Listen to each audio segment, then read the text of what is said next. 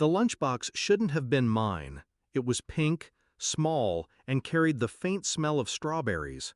My wife must have slipped it into my bag by mistake that morning. I noticed it only at work, tucked neatly beside my files.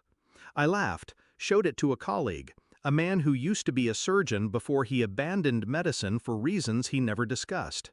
He opened it with a smile that froze halfway. His face drained of color. "Where's your daughter?" he asked sharply. "At school," I said, confused. "Leave, now. Take her to a hospital. Don't argue." His voice shook. I frowned. "Why?" He shut the box with trembling hands. "I can't explain here, but if you don't, she won't survive." The laughter died in my throat. I left the office without another word, a cold knot twisting in my chest. In the car, the smell of strawberries clung to me. Sweet, artificial, wrong. At the hospital, tests were immediate. My daughter cried as nurses drew blood, their urgency disguised in professional calm.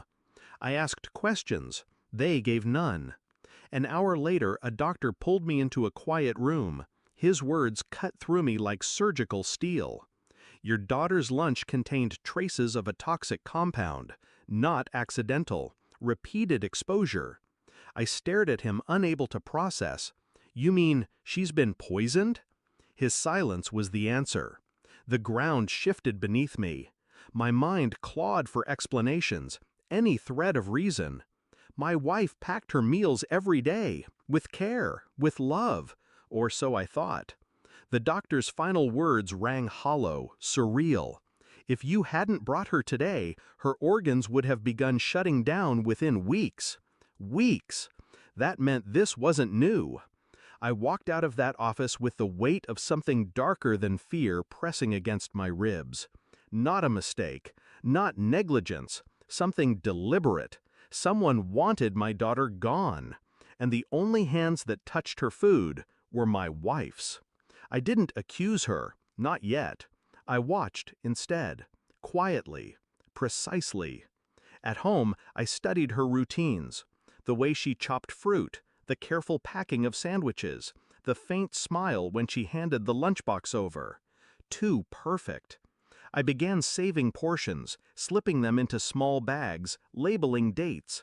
I sent them anonymously for testing. The results came back, each one confirming what I already knew.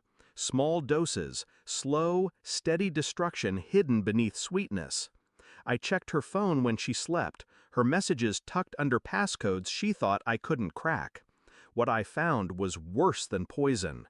Conversations with a man I'd never met.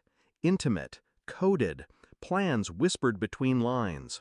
One message chilled me. "It won't be long now. Then we'll finally be free." Free.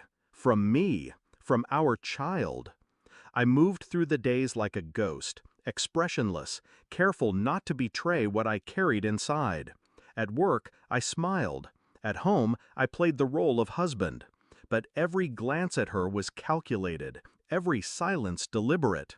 She had no idea the ground beneath her was already breaking. The final test confirmed it, a lethal compound, building in her body for weeks. I printed the report, placed it neatly in a folder.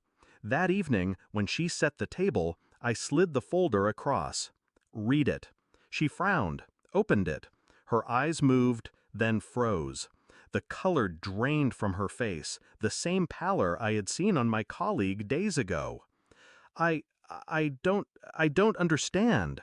I watched her carefully, calm, silent. "You packed her lunch." My voice was flat, almost disinterested. Tears welled, her hands trembled. "It wasn't me, I swear, I would never." I tilted my head. "Then who?" Her silence was the answer. And when I finally said his name, the man from her messages, her whole body flinched. I didn't shout, I didn't strike her. Instead, I handed her phone back, open, every secret laid bare. "I know everything." Her lips parted, searching for words that wouldn't come. I leaned closer, voice quiet enough to cut. "You wanted freedom. You almost had it. She broke, sobbing, collapsing into herself. I left her there, in the silence she created, the truth pressing on her like a noose. I had already forwarded the reports, the messages, everything, to people who would not look away.